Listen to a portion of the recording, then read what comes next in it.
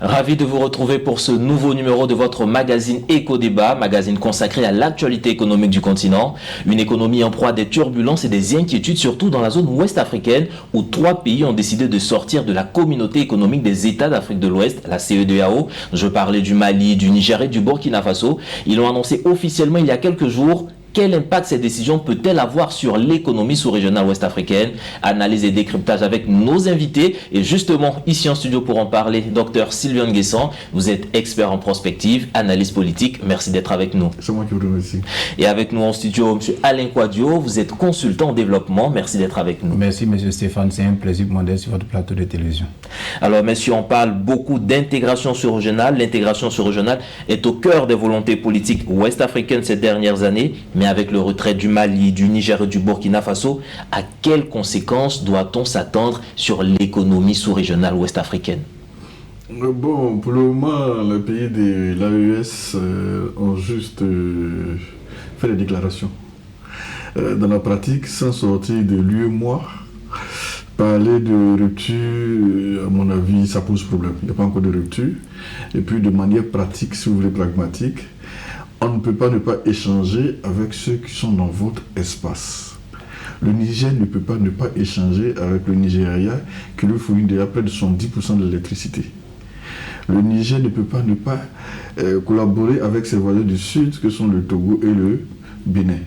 C'est la même chose pour les pays sahéliens. Le Mali ne peut pas ne pas échanger avec la Côte d'Ivoire et le Sénégal. D'abord, ce n'est pas un commerce à sens unique. Nous aussi, il y a des matières que nous importons du Burkina, du Mali et du Niger. À la veille de toutes les grandes fêtes de la communauté musulmane, de tous ces grands camions qui descendent vers le sud. Ce serait aussi un manque à gagner pour eux.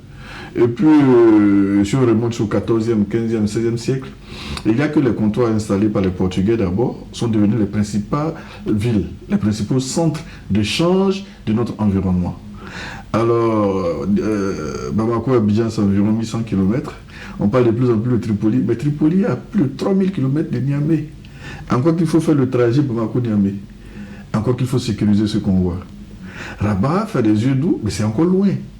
Nouakchott, c'est encore loin. Toutes ces distances, la plus proche, c'est quoi? C'est Rabat qui a plus de 2400 km à l'aller, contre environ 1100 pour Abidjan. Encore qu'on aura le temps d'en parler, la Côte d'Ivoire se donne des moyens de demeurer ce qu'on appelle dans la géopolitique russe l'étranger proche, avec le port sec de Ferké, qui est seulement à 500 km de Bamako et à environ 514 km de Ouaga.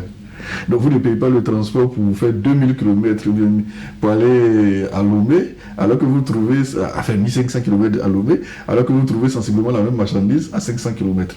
Donc ce sont des stratégies d'intelligence économique, de guerre économique. Pour le moment, il y a beaucoup d'idéologie. Pour le moment, il y a beaucoup de discours pour gagner le cœur et l'esprit des populations en vue de la stabilité dans ces États-là. Mais je pense qu'au fur et à mesure, la réelle politique va s'imposer. On ne peut pas laisser Port Sec qui a 500 km pour parcourir 1200, 1300 km pour aller chercher ces mêmes marchandises qu'on trouve là. Alors Alain Quadio, vous partagez ce point de vue ou bien est-ce que vous ne pensez pas qu'aujourd'hui ces 3 pays peuvent décider vraiment de jouer la carte, d'aller très loin pour donner un signal fort aux autres pays? Pour moi, il faut d'abord respecter la décision de ces 3 pays, qui est une décision, je vais dire, souverainiste. Mais cette décision, pour moi, elle a été mûrie. Parce qu'on ne peut pas prendre une telle décision de façon hasardeuse, sans qu'il n'y ait, je veux dire, à la base des études prospectives qui montrent la viabilité économique et financière quand on connaît déjà la situation économique de ces 3 pays. Mais ce qu'il est important de noter, c'est le contexte dans lequel l'AES a été créé. Et quelles sont les motivations qui ont suscité la création de l'AES? Aujourd'hui, il y a une problématique qui se pose. L'AES sera-t-elle viable?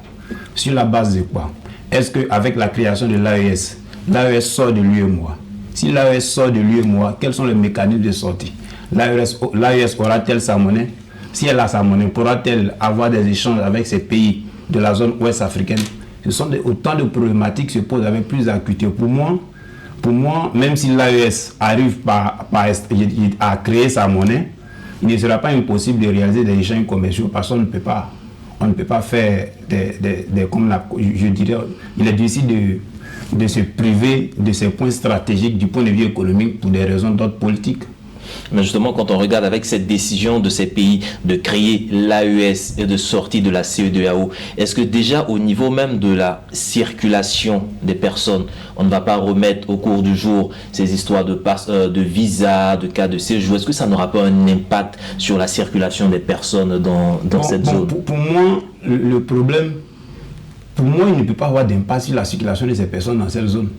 Dans la mesure où le Nigeria est dans la CEDEAO, le Nigeria n'a pas la même monnaie que les autres pays. Non, mais ça n'empêche pas le Nigeria de réaliser ses échanges commerciaux. Pour moi, en toute chose, c'est une question de négociation. Est-ce que le fait de sortir de l'AES dit qu'il faut forcément mettre fin au rapport, je veux dire diplomatique, ou bien mettre fin aux précédentes accords en matière de coopération, en matière de circulation des biens des personnes? Pour moi, c'est des choses qui se redéfinissent, qui se renégocient. Mais quand on sait qu'au sein de la CEDEAO, il y a quand même un accord, les populations peuvent se déplacer sans visa, sans carte de séjour majoritairement, le fait de sortir de la CEDEAO, est-ce que ces trois pays n'auront pas besoin maintenant d'un certain nombre de papiers administratifs pour pouvoir entrer dans l'espace CEDEAO? Je disais tantôt qu'il faut voir ce que l'AES n'est pas prête à arriver. Voilà. Est-ce que c'est la 6e communauté économique régionale? Si tel est le cas, il y a des clauses qui sont à négocier. On a lu tantôt, je sais pas, on attend leur test, parce qu'il y a beaucoup de rumeurs, donc tout ce qui circule doit être pris avec beaucoup de pincettes. On a lu quand même que le Burkina exigerait des visas pour tous les non-nationaux, donc pour les ressortissants de la CEDEAO. De toutes les façons, de façon pratique, dès lors que l'AES sort de la CEDEAO, qu'elle devient une communauté économique régionale, la 6e de l'Afrique, les circulations de part et d'autre demandent maintenant certains documents, dont la demande de visa, le titre de séjour, le permis de travail, et j'en passe. On a beau s'amouracher les Camerounais, les Ivoiriens, mais pour vous rendre à Douala, c'est toute une panoplie de documents, assez long comme ça, comme si on se rendait en Europe. Ça serait la même chose qui pourrait s'appliquer. Est-ce qu'ils ont sérieusement évalué les incidences que cela pourrait avoir sur les investisseurs qui sont installés dans les pays côtiers, sur les populations rurales de ces pays-là qu'on trouve dans tous ces pays côtiers? Est-ce qu'ils ont sérieusement évalué ces questions? Et puis, de toutes les façons, la population n'a pas été consultée. Voilà, c'est les trois personnes qui s'asseyent, qui décident, elles et leurs collaborateurs, trois autorités. Donc celui qui sera élu, même si les élections sont organisées dans 5 ans, dans 10 ans, celui qui remporte les élections peut dire, comme la Mauritanie fait son jeu de ping-pong. Dit, je quitte l'AES, j'ai rejoint la CEDEAO, il n'y a pas eu de référendum. Donc c'est un monsieur aussi qui va s'asseoir dans son bureau pour prendre une décision pour dire que je quitte l'AES. De façon pragmatique, l'AES a des frontières avec des États qui utilisent 11 monnaies différentes. Ajoutons-y le dollar, l'euro, le rouble et le yen, la monnaie chinoise. Ça fait 15 monnaies. De façon pratique, la tâche n'est pas si facile que ça. Parce qu'il va falloir définir toutes ces parités, quelles sont les... Bon, à mon avis, il y a eu des incompréhensions, c'est vrai. Moi, j'étais contre les sanctions collectives. Contre le Niger, par exemple. Les populations n'ont rien à voir, le coup d'État, on connaît ceux qui ont fait le coup d'État. Pour moi, ce sont là qu'il fallait sanctionner. Déjà qui font partie des 3 derniers de l'IDH, le classement du rapport sur le développement humain du PNUD, aller les sanctionner en code de sanctions collectives pour des gens qui ont des petits métiers, qui vivent de l'électricité, les priver de l'électricité pendant 6 mois, 1 an, pour moi c'est tout comme pouvoir courir, etc., etc. S'il faut sanctionner ceux qui ont fait le POUC, je suis d'accord. Mais les populations qui n'ont rien à voir, il ne fallait pas. Bon, il y a eu des incompréhensions. La CEDEAO est en train de pratiquement regretter cette décision qu'elle a prise. Il y a eu la levée de sanctions, par exemple le Niger. Elle parle des réformes de la CEDEAO, etc., etc. Pour moi, il faut revoir tout ça. Jusqu'où on pourra faire ces réformes, attendre ces réformes de la CEDEAO. Si on ne s'est pas entendu sur l'essentiel, ils poursuivent leur marche. Mais se retirer actuellement, je crains pour les populations de ces pays s'il devait y avoir des mesures répressives. Et justement, tout à l'heure, tout de vous évoquiez la question de la monnaie. Vous parlez des autres monnaies étrangères qui gravitent autour de l'AES. Mais quand on regarde un peu, si jamais l'AES, est-ce que l'AES peut créer sa monnaie? Et on a vu déjà la CEDEAO et l'Union africaine étaient en train de mettre en place la fameuse monnaie unique ECO. Est-ce que l'AES ne vient pas fragiliser le processus de l'ECO? Et effectivement, il faut dire que la question de l'ECO même était problématique parce que plusieurs pays n'étaient pas d'accord. En ce qui concerne l'AES, moi je pense que l'AES a la possibilité de créer sa monnaie. Pourquoi je le dis? Parce que pour créer une monnaie, il faut tenir compte de plusieurs paramètres. Premièrement, il faut avoir un élément sur lequel la monnaie sera endossée. On sait qu'ils ont des ressources naturelles. Il va falloir trouver un deuxième paramètre où la monnaie sera produite, comment elle sera sécurisée, avec quelle technologie elle sera produite. Je pense qu'avec la panoplie de partenaires russes, iraniens et turcs, ce problème peut être réglé. Comment la monnaie va-t-elle s'appeler? C'est une autre problématique à gérer. Et cette monnaie-là, est-ce qu'elle est acceptée par les populations? Comment est-ce qu'elle va se comporter sur le plan international? Sera-t-elle une monnaie à parité fixe? Mais sera-t-elle une monnaie qui va fluctuer selon les différentes fluctuations de l'économie? Ce sont ces types de questions qu'il faut régler. Mais moi, je pense que l'AES, si ce n'est pas un effet, comme on peut le dire en Côte d'Ivoire, ce n'est pas un buzz, mais l'AES, par sa création, montre que l'AES va aller plus loin. Pour moi, la question de la création de la monnaie de l'AES, ce n'est qu'une question de temps. Dans les jours qui viendront, ils vous diront qu'ils sortiront de l'UEMOA. Parce qu'il sera difficile pour l'AES d'être créé, de se départir des réalités politiques sous-régionales du moins, et puis de chercher à espérer profiter du franc CFA. Pour moi, il n'y a pas de logique. Pour moi, c'est une inconformité. Alors, et quand vous parlez de l'UEMOA, justement, on sait que l'UEMOA, le franc CFA, est adossé ou indexé à l'euro, ce qui fait un peu grincer les dents de Bamako, du Niger, qui ont tendance à dire qu'ils veulent se départir du lien avec la France. Est-ce que vous pensez qu'aujourd'hui, dans ces conditions-là, le Mali, le Niger et le Burkina Faso peuvent réellement s'émanciper économiquement? Créer une monnaie, il y a tellement de passion sur cette question-là en Afrique. Mais tout le monde peut créer sa monnaie. Guinée-Conakry a sa monnaie. Un seul pays. La Mauritanie a sa monnaie. Qu'elle a pour elle seule. Le Ghana a sa monnaie, qu'elle utilise pour elle seule. Donc, trois pays qui veulent créer une monnaie, s'ils veulent créer leur monnaie, c'est pas ça le souci. Suffit-il de créer sa monnaie pour améliorer les conditions de vie et de travail? Telle est la question. Déjà, dans l'espace CEDEAO, les gens ne font pas attention, mais le Nigeria à lui seul représente 66% du PIB. Le Nigeria à lui seul. Quand environ 6% pour la Côte d'Ivoire, 6% pour le Ghana, le Sénégal autour de 3,54%, puis le reste. Est-ce qu'il suffira pour ces trois États de créer une monnaie pour que leur PIB puisse... Non, c'est pas de ça qu'il s'agit. Le développement est une question de réforme profonde qui commence par d'autres secteurs, la capacité à se nourrir, la capacité à se protéger, son propre système éducatif, etc. etc.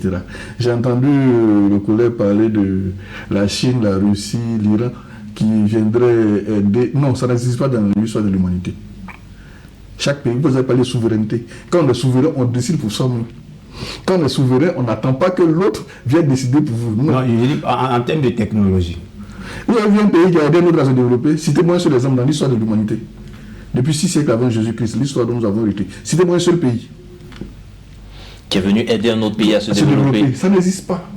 Pourquoi? C'est que des intérêts? C'est que des intérêts. La scène internationale, c'est un jeu d'intérêts. La Chine, l'Inde, la Chine, le premier partenaire de l'AES, enfin, qui sont présentés comme tels, la Russie, la Chine, cherchent leur autonomie énergétique. C'est à juste titre que la Chine est devenue le premier partenaire économique de l'Afrique. La Chine n'est pas venue pour faire de la philanthropie. La Chine est venue pour ses propres intérêts. Mais si la Chine propose plus de possibilités que les autres partenaires. Elle propose quoi, par exemple? Non, c'est un exemple que je donne. Quel est le prix, à quel prix la Chine achète l'or sur le marché mondial? Disons ce prix, on verra si c'est différent du prix de la France. Je sais pas pourquoi ces questions-là, il faut les aborder. Au fait, pas que je vous coupe la parole, mais je dis ça parce que j'ai suivi avec beaucoup d'attention l'interview du capitaine Brahim Traoré avec Alain Foucault sur la question de l'acquisition des armes. Il disait que je traduis ses propos, avec les autres partenaires, notamment la France, il était difficile pour eux d'acheter certaines armes parce que pour le dit partenaire, certaines armes étaient létales. Mais avec le partenaire tel que la Russie, la Turquie et autres, ils achètent des armes quand ils veulent. On leur livre, on les forme, on les assiste par des partenaires techniques. C'est un exemple qui peut peut-être s'appliquer sur le plan économique ou bien sur le plan technologique.